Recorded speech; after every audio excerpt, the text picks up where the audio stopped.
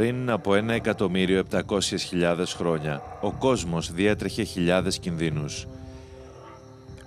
Η απόλυτη πρόκληση ήταν να κατορθώσεις να μείνεις ζωντανός.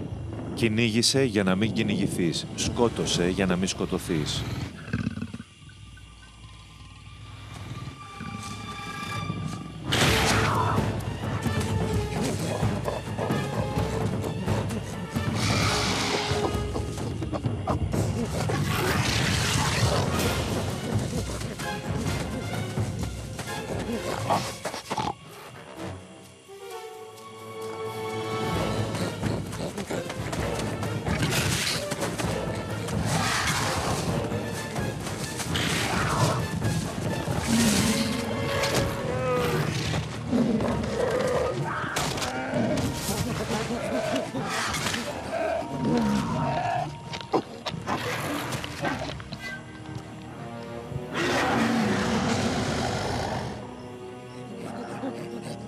Αυτή είναι η ιστορία του πώς εξελιχθήκαμε σε αυτό που είμαστε σήμερα.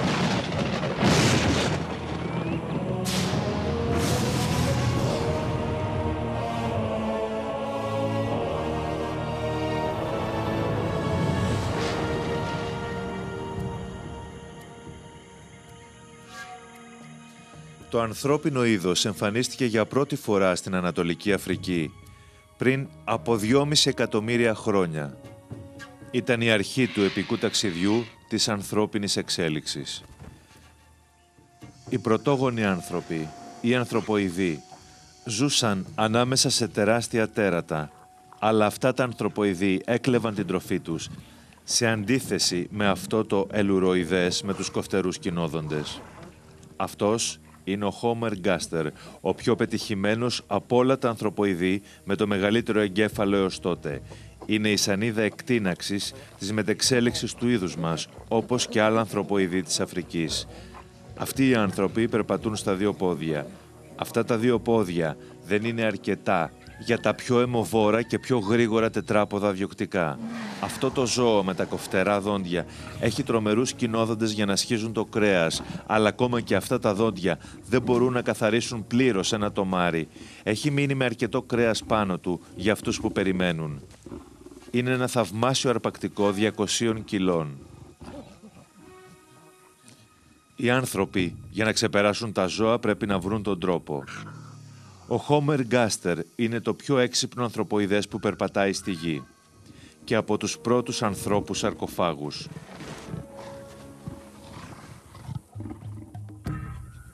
Αλλά για να πάρουν το κρέας θα πρέπει να αναμετρηθούν με το ελουροειδές και να θέσουν σε κίνδυνο τη ζωή τους. Το κρέας από τα ψοφίμια ήταν ένα μέσον για την ανέλκυσή μας στην τροφική αλυσίδα.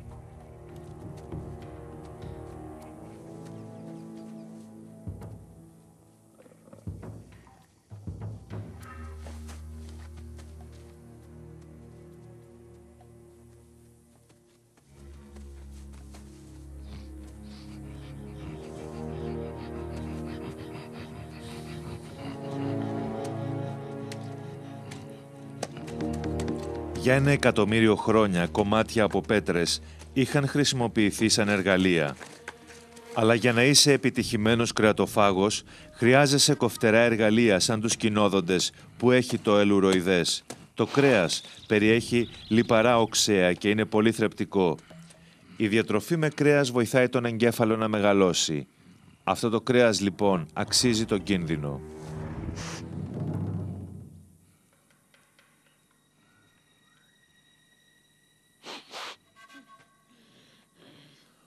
Ο κρεατοφάγος πρέπει να είναι πάντα προσεκτικός.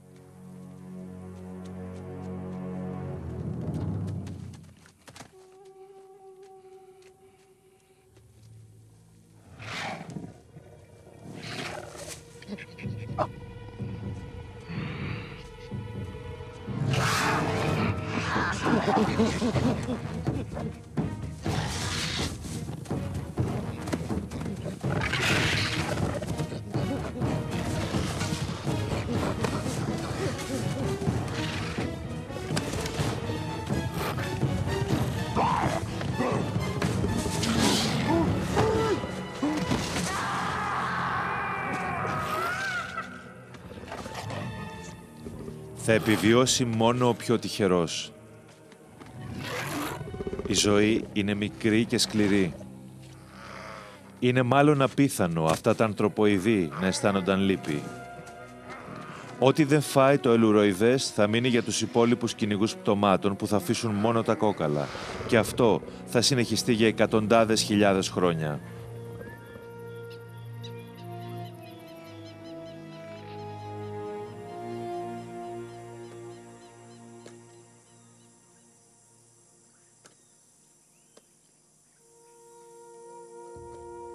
Δεν υπάρχουν ενδείξεις ότι ο Homo ergaster έθαβε τους νεκρούς του. Αυτά τα ανθρωποειδή ήταν μόνο ικανά να κλέψουν ένα κόκαλο και λίγο κρέας. Αν και υπάρχουν πολλά πράγματα που ακόμα δεν καταλαβαίνουμε, η συγκεντρωμένη ενέργεια που προερχόταν από το κρέας ήταν ένας παράγων που μας βοήθησε να επιταχύνουμε την εξέλιξή μας. Το μεδούλι από αυτό το κόκαλο θα τους δώσει μια τεράστια ποσότητα θερμίδων και θερμίδες σημαίνει ενέργεια.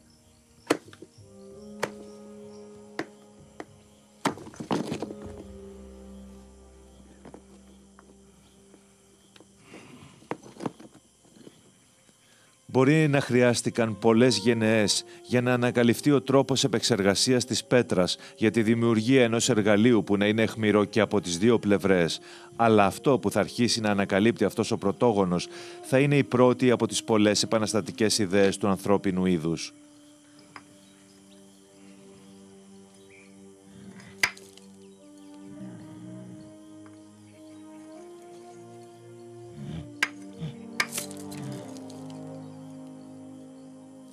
Δεν ξέρουμε ποια τυχαία γεγονότα οδήγησαν στην κάθε εφεύρεση ή τι σήμαινε αυτή η στιγμή της συνειδητοποίησης.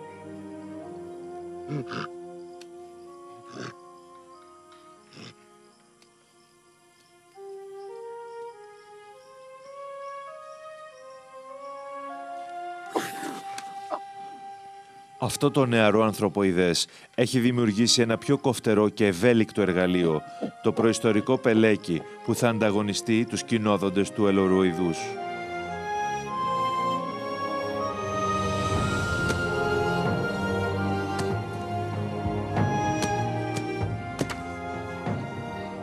Ξέρουμε από διάφορα πειράματα με νεκρούς ελέφαντες ότι το προϊστορικό πελέκι μπορεί να κόψει σε κομμάτια και το πιο σκληρό κομμάτι και να σπάσει και το μεγαλύτερο κόκαλο. Αυτός ήταν ο τρόπος που έψαχναν αυτά τα ανθρωποειδή και αυτό θα τους φέρει ένα βήμα πιο κοντά στο να γίνουν έξυπνοι δολοφόνοι και υπερδιοκτικά. Οι άνθρωποι θα πρέπει να μάθουν να νικούν τους ανταγωνιστές στο δικό τους παιχνίδι. Πρέπει να μάθουν να γίνουν κυνηγοί.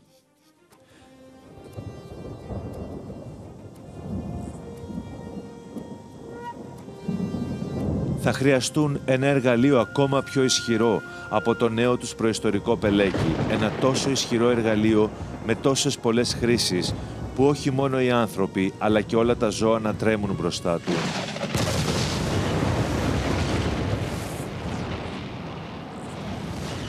Ένα εργαλείο που θα πρέπει να μάθουν να το αξιοποιούν σωστά, αν θέλουν να ανέβουν ψηλότερα στην τροφική αλυσίδα, τη φωτιά.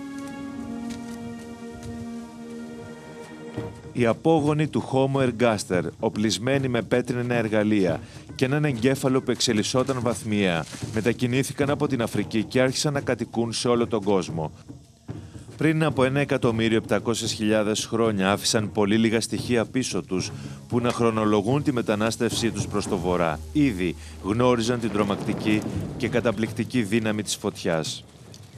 Πριν από 300.000 χρόνια, οι πιο εξελιγμένοι απόγονοι του Homo ergaster, τους οποίους συχνά αναφερόμαστε σαν Homo erectus, ζούσαν στη σημερινή Δυτική Ευρώπη. Είχαν ξεπεράσει κατά πολύ κάθε άλλο είδος ανθρωποειδούς. Χρησιμοποιούσαν τη φωτιά για να ζεσταίνονται και να μαγειρεύουν το φαγητό τους. Για να το κάνουν πιο εύπεπτο, ανακάλυψαν επίσης την πλέον δυναμική χρήση της φωτιάς, στο κυνήγι. Οι Homo erectus δεν ψάχνουν την τροφή τους μόνο στα ψωφίμια. Είναι επίσης και διοκτικά. Οι πιο έμπειροι κυνηγοί, ο Κολ και ο Σιρ, οργανώνουν το κυνήγι. Ο εντυπωσιακός μεγαλόκερος είναι το θύραμά τους.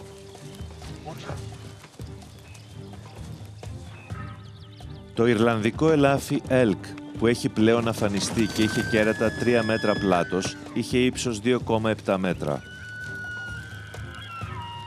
Οι κυνηγοί χωρίζονται σε 2 ομάδες για να περικυκλώσουν το θύραμα.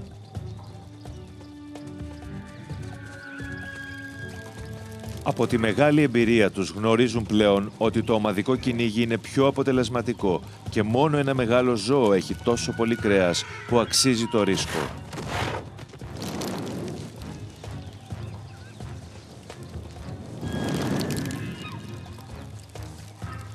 Όπως και τα ζώα, αυτοί οι 3 κυνηγοί βασίζονταν στο ένστικτο και τις αισθήσεις τους περισσότερο από όσο εμείς σήμερα. Χρησιμοποιούν δοκιμασμένες στρατηγικές καταδίωξης για να οδηγήσουν τα ζώα μέσα σε ένα στενό πέρασμα και προς την κορυφή του λόφου. Η οργάνωση έχει ζωτική σημασία.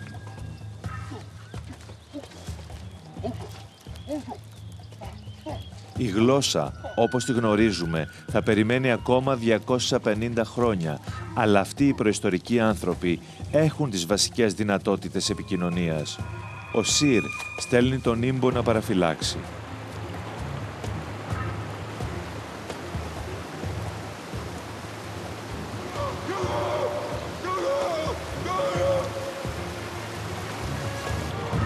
Οι άλλοι πιο κάτω περιμένουν με λόγχες που έχουν σκληρύνει στη φωτιά. Ο Κολ, ο πιο έμπειρος οδηγός, οδηγεί την ομάδα.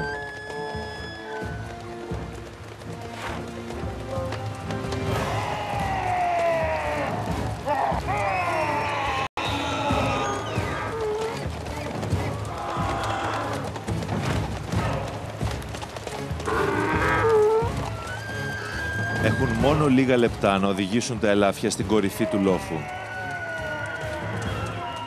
Υπάρχει κάτι ακόμα σχετικό με τη φωτιά που δεν το έχουν κατορθώσει. Πώς να κρατάνε τις δάδες τους αναμένες στον υγρό αέρα.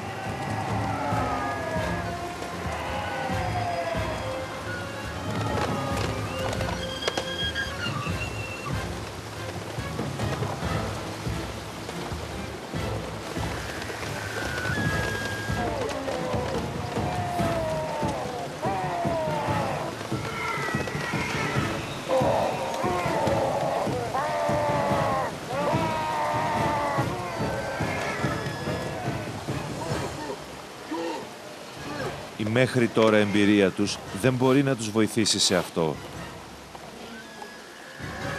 Και χάνουν τον έλεγχο.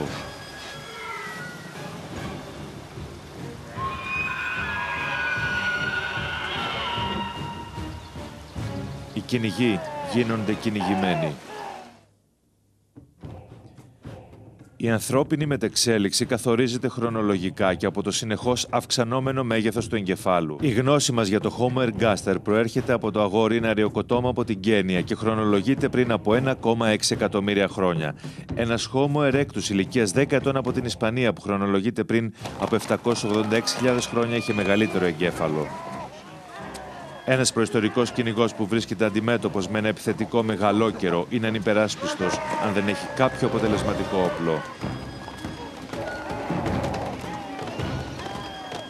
Η χαράδρα που θα παγίδευε το γιγάντιο ελάφι έχει παγιδέψει τώρα τους κυνηγούς.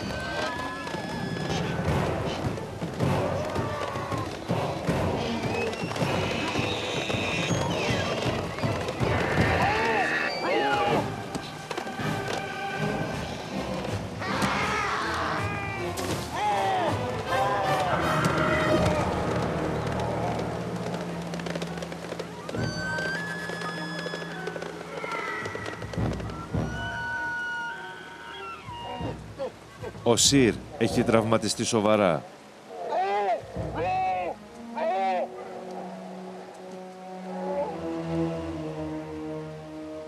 Η απώλεια έστω και ενός άνδρα είναι καταστροφική σε μια κοινωνία που ζει σε μικρές αυτοσυντήρητες ομάδες.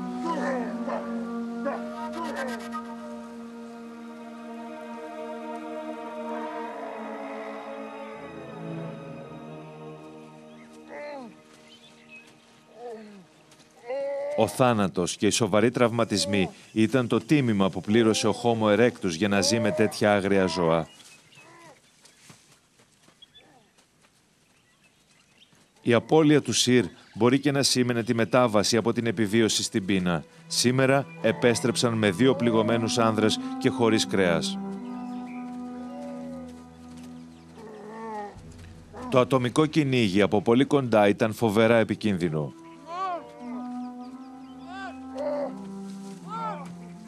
Κάποια ευρήματα στην Ισπανία μας δείχνουν το πώς ζούσε ο αρσενικός Homo erectus μετά την εφηβεία.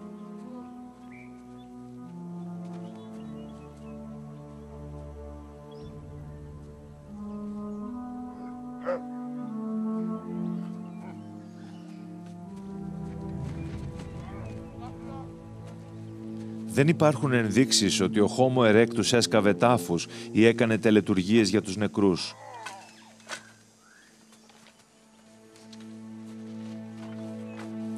Δεν θα μάθουμε ποτέ αν αυτοί οι προϊστορικοί άνθρωποι ένιωθαν την απώλεια που προξενεί ο θάνατος, γιατί έμοιαζαν πιο πολύ στα θηρία με τα οποία μοιράζονταν τον κόσμο από ότι σε αυτό που είμαστε εμείς σήμερα.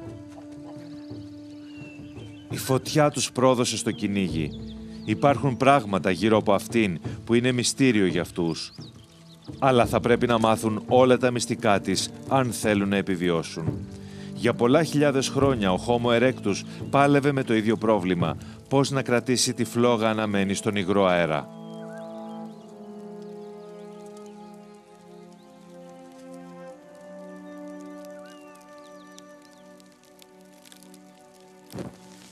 Ήταν ένα καταστροφικό κυνήγι. Αυτοί οι προϊστορικοί άνθρωποι είχαν επιφανειακά συναισθήματα και δεν είχαν ακόμα αναπτύξει ομιλία, λογική και αισθήματα όπως η λύπη, η οργή και η ευτυχία. Ποτέ δεν θα μάθουμε πώς επικοινωνούσε ο ένας Homo erectus με τον άλλον, αλλά οι συγκρούσεις και η βία θα ήταν αναπόφευκτες σε αυτές τις τόσο στενά συνδεδεμένες ομάδες όταν αποτύχαινε το κυνήγι.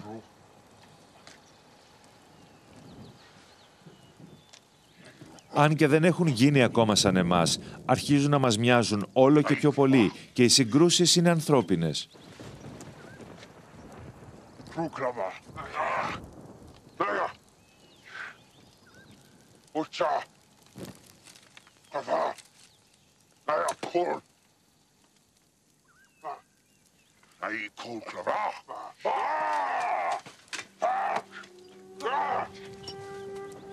Το παιχνίδι του ποιος φταίει είναι τόσο παλιό όσο και ο άνθρωπος.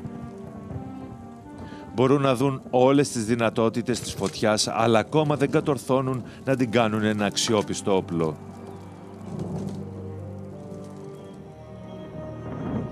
Τα χιλιάδες χρόνια δοκιμών θα τους δώσουν την απάντηση. Θα έρθει μέσα από τις ικανότητες επιβίωσης.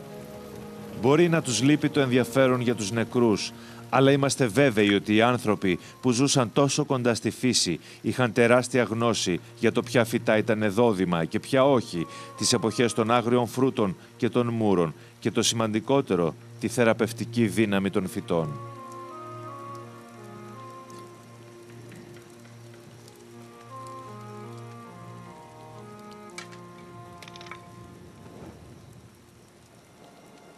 Η κολώδης ουσία είναι ρετσίνη από πεύκο.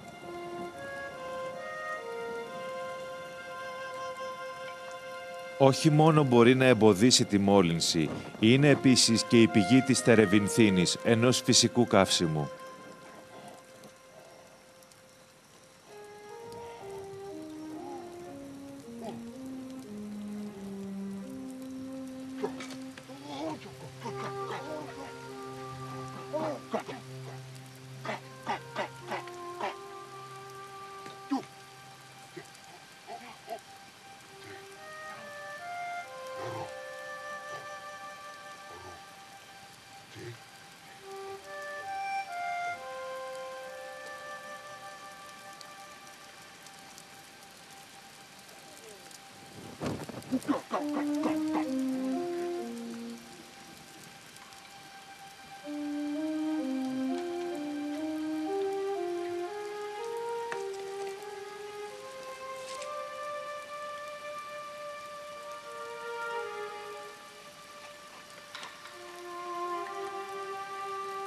Δεν ξέρουμε τι ήταν αυτό που ξεκλείδωσε το μυστικό που έψαχναν. Ένα ατύχημα της φύσης, η προσεκτική παρατήρηση, η εμπειρία, πάντως αυτοί οι Homo erectus το βρήκαν. Τώρα κατήχαν όλα τα μυστηρία της φωτιάς.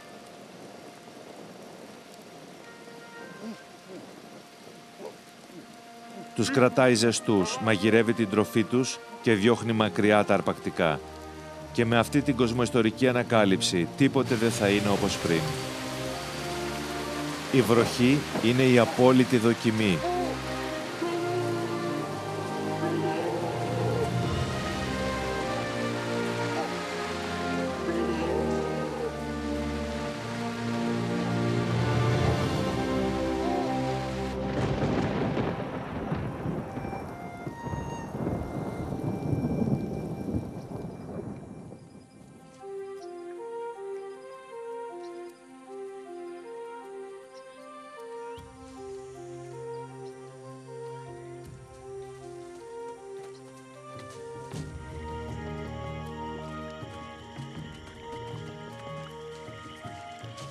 Μόνο η Ήπερ γνωρίζει την πηγή του ρετσινιού. Μοιράζεται τη γνώση της για αυτό το κούτσουρο από πεύκο.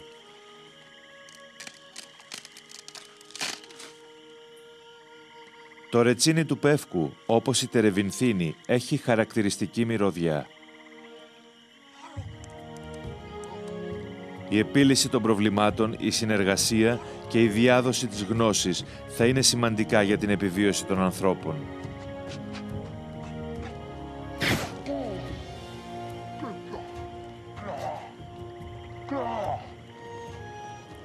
Το ρετσίνι του πεύκου θα κρατήσει τις δάδες τους αναμένες πολύ περισσότερο από πριν.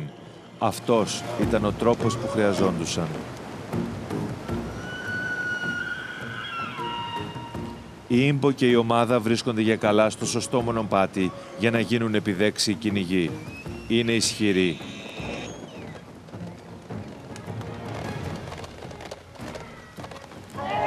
Είναι ατρόμητοι. Ξέρουν ακριβώς πού να βρούνε το θύραμά τους και πότε.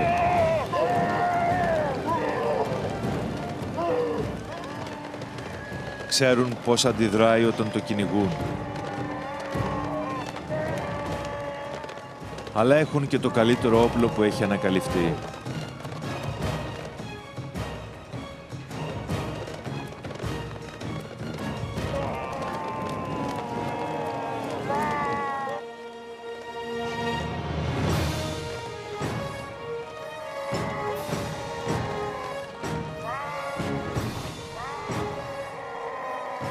Η αγέλη του μεγαλόκερου ήρθε αντιμέτωπη με ένα φοβερό θανατηφόρο όπλο.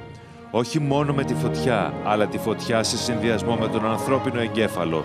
Το κυνήγι θα γίνει ένας τρόπος ζωής που θα καθορίσει την ανθρωπότητα για τα επόμενα 300.000 χρόνια. Από τις πολλές συγκεντρώσεις πέτρινων εργαλείων και οστών ζώων γνωρίζουμε ότι ο Homo erectus κυνήγησε σε μέρη όπως το Box Rove στη Νότια Αγγλία. Εκεί πριν από 500.000 χρόνια οι άνθρωποι κυνηγούσαν μεγάλα ζώα όπως ελάφια και βίσονες που τα οδηγούσαν σε ένα λόφο ύψους 90 μέτρων. Η Ευρώπη βρίσκεται στην αγκαλιά του τελευταίου αιώνα των παγετώνων. Μεγάλα φύλλα πάγου επικαλύπτουν τη Σκανδιναβία και τις Άλπεις. Οι χειμώνες με θερμοκρασία κάτω από το 0 διαρκούν 9 μήνες. Ο Homo erectus έχει πεθάνει εδώ και καιρό. Στη διάρκεια ενός σύντομου καλοκαιριού οι απόγονοί του, αυτοί οι Νεάτερνταλ, μετανάστευσαν σε αυτή την κοιλάδα του ποταμού. Από τους σκελετούς τους ξέρουμε ότι ήταν κοντόχοντροι. Βασίζονται στα πανίσχυρα μέλη τους για κοντινές ενέδρες και κυνήγι. Και το κοντινό σημαίνει κίνδυνος. Κυνηγούν θηρία όπως αυτό το γιγάντιο βίσωνα της στέπας.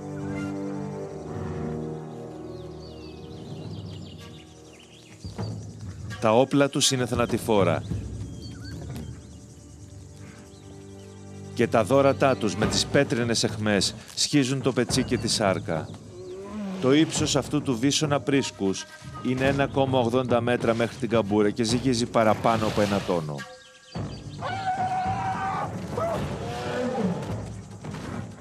Είναι μια μάχη που θα δοθεί από κοντά. Οι λόγχες τους είναι πολύ βαριές για να πάνε μακριά. Πρέπει να επιτεθούν γρήγορα και να χτυπήσουν.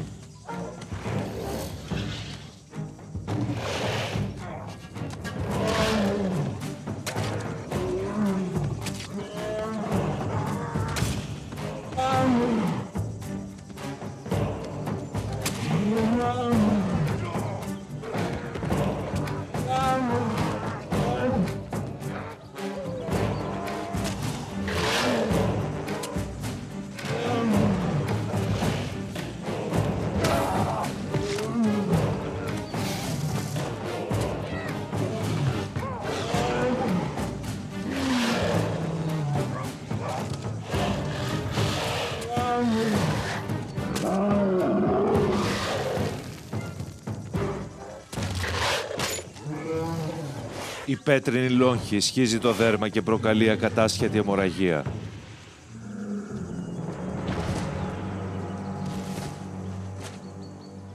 Για αυτούς, το σκότωμα των ζώων ισοδυναμεί με επιβίωση.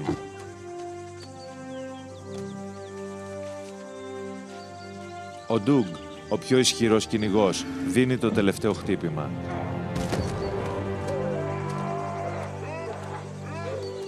Αυτές ήταν οι καλές εποχές για τους Νεάτερνταλ.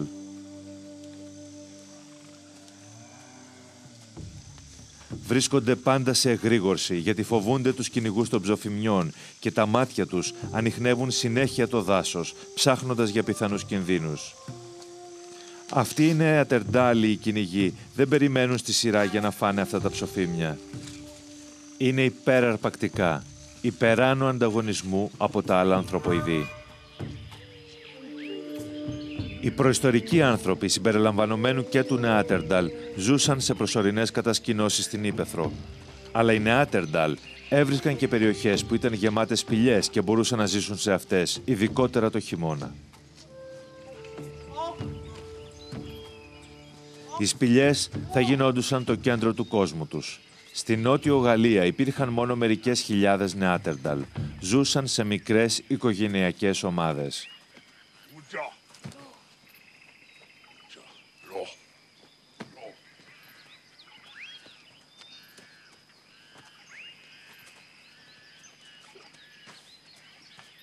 Η υψηλή περιεκτικότητα αζότου που ανακαλύφθηκε στα οστά των Νεάτερνταλ δείχνει ότι το 85% του διαιτολογίου τους ήταν κρέας, το οποίο συμπλήρωναν με φυτά και μούρα. Οι Νεάτερνταλ έχουν ένα μικρό αλλά αποτελεσματικό κυβότιο εργαλείων που είναι πολύ εξειδικευμένο. Αλλά πιο εξειδικευμένα εργαλεία αντικατέστησαν το προϊστορικό πέτρινο πελέκι, αιχμηρά, διπλής όψεως αντικείμενα για να κόβουν το κρέας, κυρτοί ξύστες για να καθαρίζουν και να μαλακώνουν το τομάρι και αιχμηρά αντικείμενα για να κάνουν τρύπες στο πετσί. Απομονωμένες ομάδες νομάδων των Νεάτερνταλ έζησαν με αυτόν τον τρόπο για 6.000 χρόνια. Μέρα με τη μέρα, η ζωή τους είχε πολύ μικρές αλλαγές. Ο εγκέφαλός τους ήταν μεγαλύτερο σε μέγεθος από το δικό μας, αλλά αυτό δεν σημαίνει ότι είχαν το ίδιο επίπεδο ευφυΐας με μας. Καθώς συζητούν για το κυνήγι της ημέρας, αντιμετωπίζουν ένα μυστήριο. Του Νοκ του φαίνεται ότι είναι μέρος από κέρατο του ελαφιού, αλλά είναι ίσιο και γυαλισμένο. Κάποιοι άλλοι άνθρωποι το έχουν κάνει αυτό.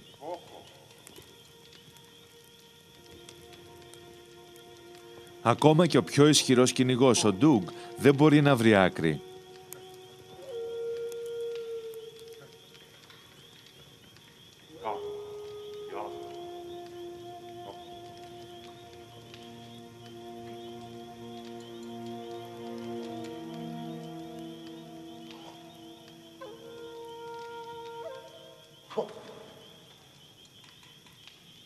Ο Νοκ ξέρει ότι ο τάρανδος δεν πολεμάει με το βίσωνα. Πώς αυτό το περίεργο κομμάτι από κέρατο μπήκε μέσα στο κρέας?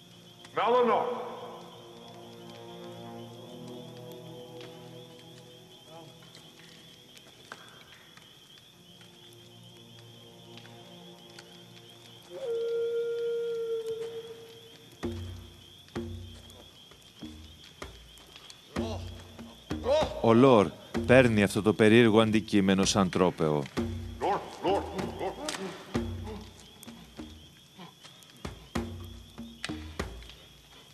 Αλλά ο Ντουκ είναι αυτός που κερδίζει τις τιμές. Ήταν τόσο γενναίος που έδωσε το πρώτο χτύπημα. Αυτό το μικρό αντικείμενο θα έχει μεγάλη επίδραση στη μοίρα των Νεάντερταλ. Δεν είχαν τον τρόπο να μάθουν ότι δεν ήταν οι μόνοι κάτοικοι του πλανήτη τους.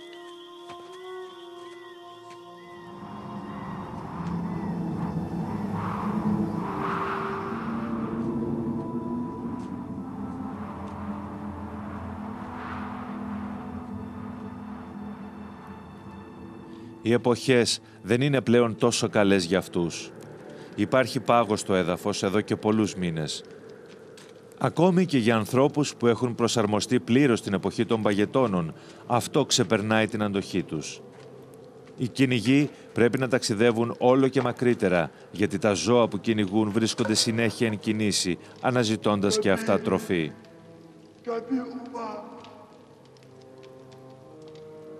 Το μόνο που βρήκε ο Ντουκ είναι 2 μικρά σκιουράκια.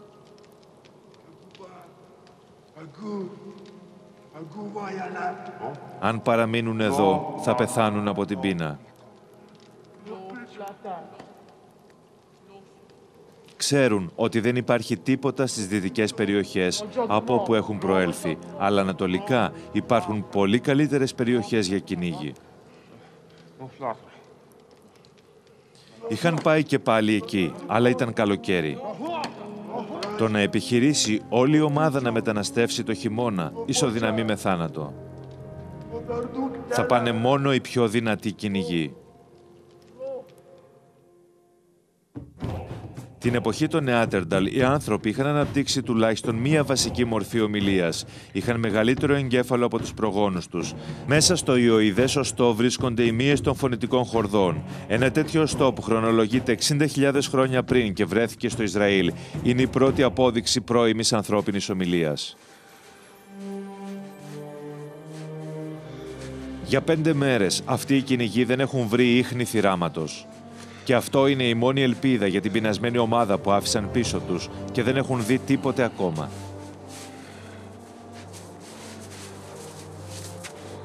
Ο Λορ, ο Νοκ και ο Ντουκ έχουν προχωρήσει πολύ και έχουν ξεπεράσει τη συνηθισμένη απόσταση που διανύουν όταν κυνηγούν. Ταξιδεύουν μέσα από τα βουνά, από κοιλάδα σε κοιλάδα και ελπίζουν ότι στις κοιλάδες είναι που μπορούν να βρουν κάποια ζώα για να τα κυνηγήσουν. Ο χρόνος λιγοστεύει. Τα δέρματα που φορούν δεν μπορούν να τους προφυλάξουν τελείως από το κρύο και την υγρασία και το ίδιο ισχύει και για τις γούνες που φορούν στα πόδια τους. Η βελόνα από κόκαλο που θα έκανε τα ρούχα αδιάβροχα δεν είχε εφευρεθεί ακόμα. Αγωνίζονται για αρκετές μέρες.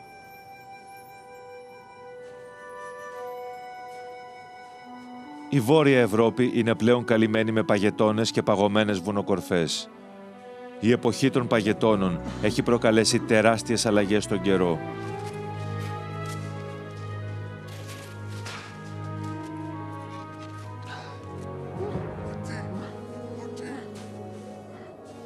Όλες οι ικανότητές τους για να εντοπίζουν τα ζώα είναι πλέον άχρηστες. Δεν έχουν δει ούτε ένα ίχνος από πατημασιά, αλλά ούτε έχουν μυρίσει κανένα ζώο.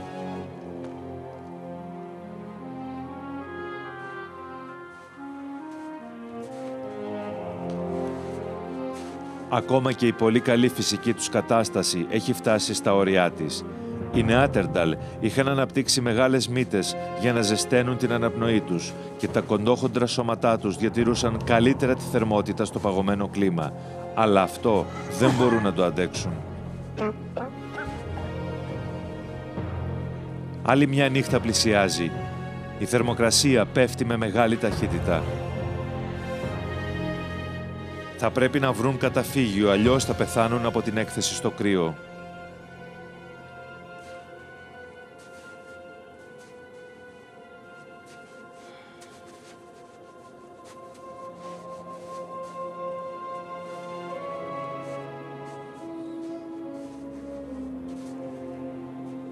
Ο Ντουκ είναι σχεδόν έτοιμος να υποκύψει.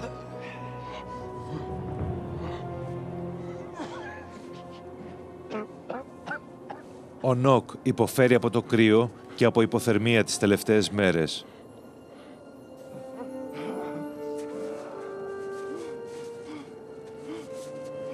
Και ενώ δεν υπάρχει πλέον καμία ελπίδα, βρίσκουν αυτό που έψαχναν, μία βραχώδη προεξοχή.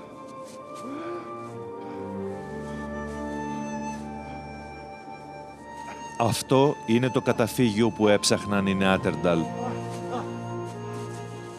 Μόνο η απόγνωση τους έχει οδηγήσει εδώ, σε αυτό το βαρύ χειμωνιάτικο κλίμα, με τις λιγοστές παγωμένες ώρες της ημέρας και τις νύχτες με θερμοκρασίες κάτω από το 0.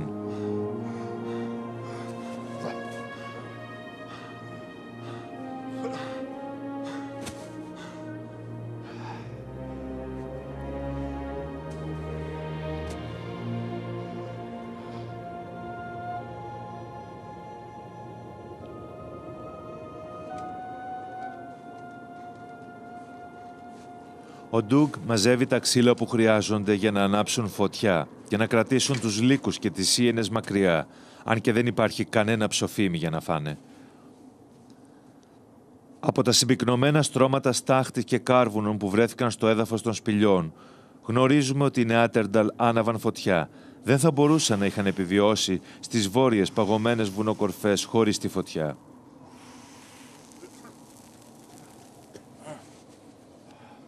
Ένας παγωμένος άνθρωπος 5.000 ετών που βρέθηκε στις Τυρολέζικες Άλπεις κρατούσε μικρά προσανάματα από σιμίδες. Αυτές αναπτύσσονται πάνω σε νεκρά δέντρα και έμειναν αναμένα για μέρες.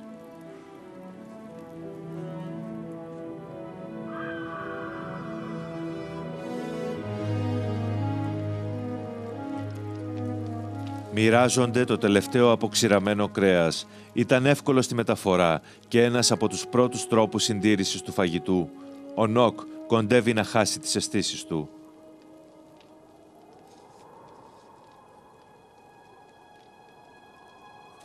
Ο Ντουγκ βλέπει κάτι. Του φαίνεται γνωστό.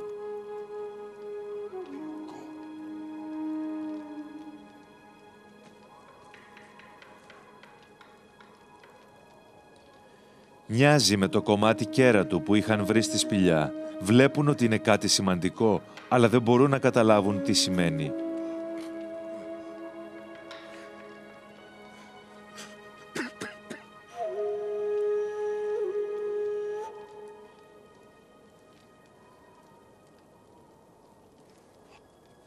Τότε ο Νοκ βλέπει κάτι άλλο.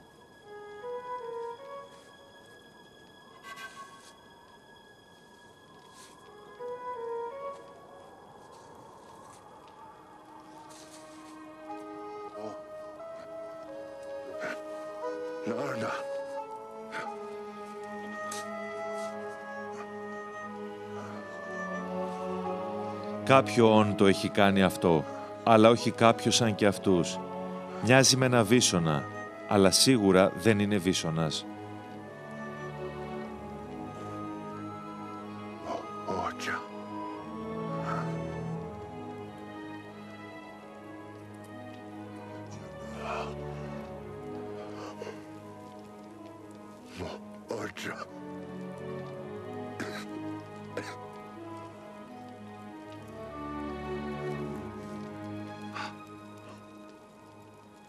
Το περίεργο κέρατο του ελαφιού και ο βίσωνας που δεν είναι βίσωνας.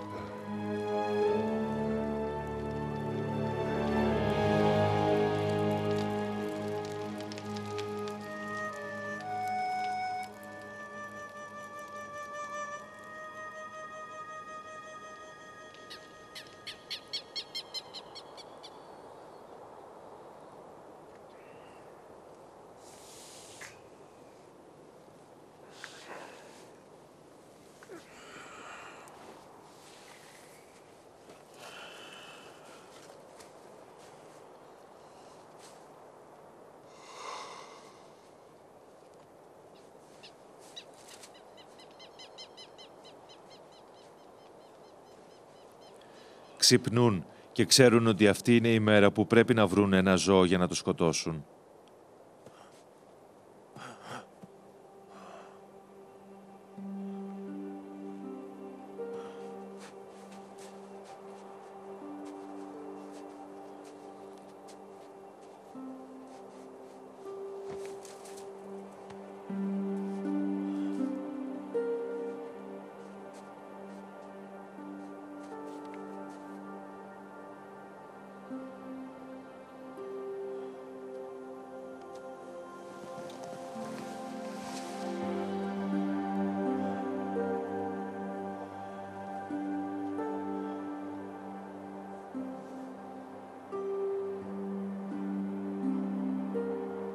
Ο Νοκ πέθανε τη νύχτα.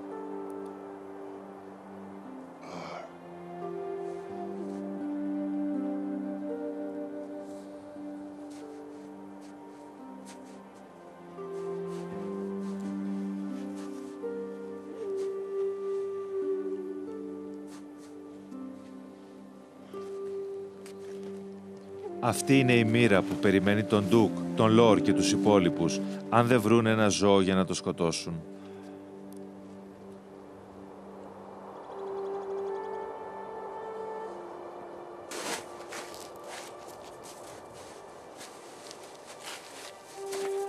Σκάβουν ένα λάκκο για να τον θάψουν με φτιάρια από κορμούς δέντρων.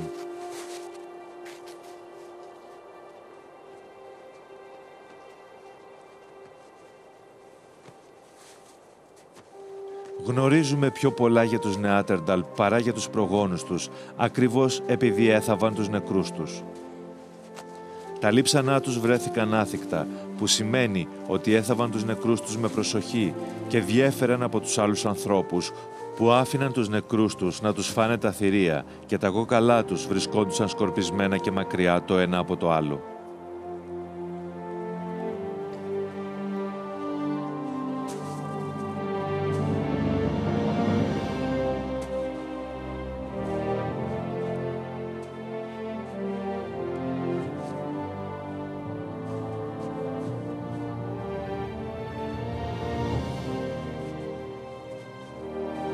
Αν και δεν μας έχουν φτάσει ακόμα, τώρα νοιάζονται για τους ανθρώπους. Έχουν θάψει το κομμάτι από το κέρατο του ελαφιού με το φύλλο τους. Από τον τάφο του γέρου ανθρώπου, του Ναΐσκου στη Γαλλία, που βρέθηκε με κόκκινη μπογιά γύρω από το κεφάλι του, γνωρίζουμε ότι οι Νεάτερνταλ, σε αντίθεση με τους προγόνους τους, μερικές φορές έθαβαν τους νεκρούς τους. Δεν γνωρίζουμε αν πίστευαν στη μεταθανάτια ζωή, αλλά ήταν οι πρώτοι που άφησαν τέτοιες ενδείξεις. Έχοντας μείνει μόνο 2, οι πιθανότητες για να πετύχουν στο κυνήγι είναι μάλλον λιγοστές για αυτούς τους Νεάτερνταλ. Όπως όλοι οι προϊστορικοί άνθρωποι, οι αισθήσεις τους είναι πολύ ευαίσθητες στον εντοπισμό της παρουσίας των ζώων.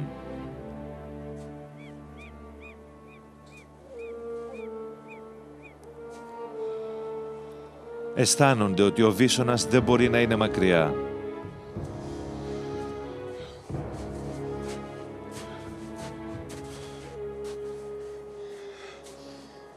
Αυτό είναι που έψαχναν.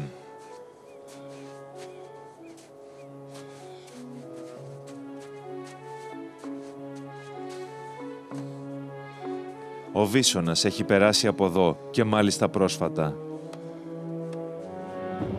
Δεν χρειάζεται μόνο ικανότητα, αλλά και θάρρος για να ακολουθήσεις ένα θηρίο που ζυγίζει έναν τόνο. Και εδώ δεν είναι σαν το καλοκαιρινό κυνήγι. Το βαθύ χιόνι το κάνει ακόμα πιο επικίνδυνο και ο Βίσωνας έχει πολύ οξία αίσθηση ακοής αλλά και όσφρησης. Έχοντας μόνο δώρατα με πέτρινες αιχμές, αντιμετωπίζουν την ώρα της αλήθειας.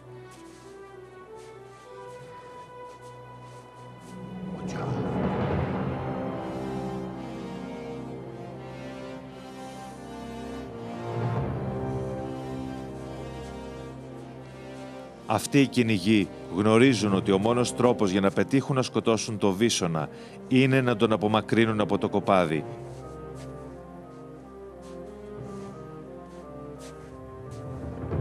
Υπάρχει 5 μέτρα χιόνι κάτω από τα πόδια τους και είναι δύσκολο να κάνουν μανούβρες με τις βαριές λόγχες τους.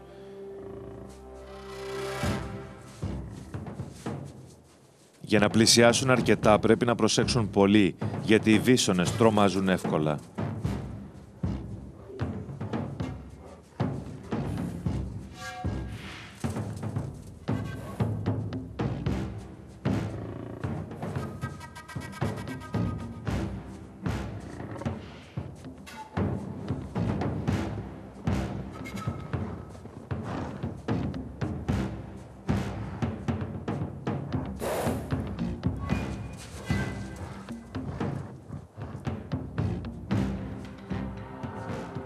Αλλά δεν είναι μόνοι τους εκεί έξω. Ο Λορ βλέπει την ευκαιρία που του δίνεται.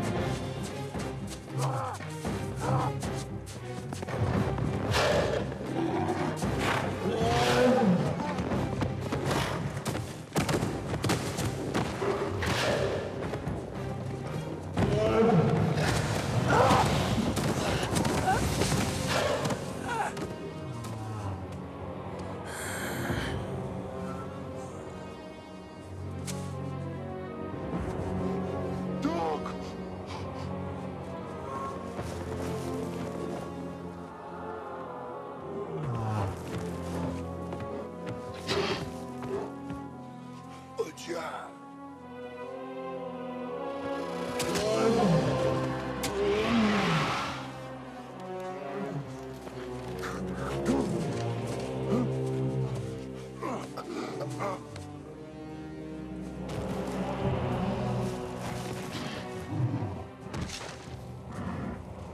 Βίσωνας σκοτώθηκε. Οι Νεάτερνταλ νικήθηκαν στο κυνήγι. Αλλά από ποιον? Βρίσκονται πρόσωπο με πρόσωπο με δύο ξένους. Είναι λεπτοί και έχουν στρογγυλά κεφάλια σαν τους σύγχρονους ανθρώπους. Αυτοί οι άνθρωποι δεν είναι σαν αυτούς. Έχουν γρήγορα και πιο λεπτά δώρατα που μπορούν να τα ρίξουν από μακριά.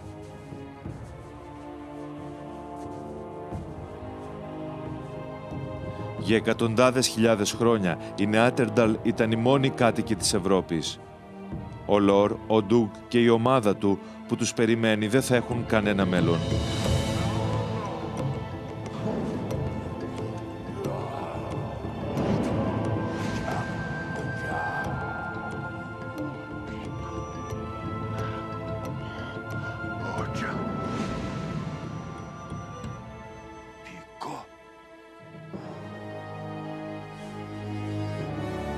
Τη θέση του στην ιστορία θα σφετεριστεί μια τελείως διαφορετική φυλή ανθρώπων που θα έχει ένα ακόμα πιο εξελιγμένο όπλο, το δόρυ με αιχμή από κέρατο. Και θα έχουν όλη την εξυπνάδα του εγκεφάλου και τις ικανότητες που έχουμε σήμερα. Αυτή η συνάντηση με τους ξένους σηματοδοτεί την αρχή του τέλους των Νεάτερνταλ.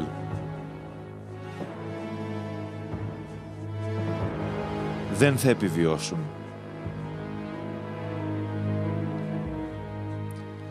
Έχουν συναντήσει τον Κρό-Μανιόν. Αυτοί οι νέοι άνθρωποι, οι Homo sapiens, θα γίνουν οι καλύτεροι κυνηγοί από όλους. Οι αναμφισβήτητοι κυρίαρχοι του πλανήτη μας. Θα γίνουν εμείς. Αφήγηση Αντώνης Πάλης. Τεχνική επεξεργασία Στούντιο Τρίτον.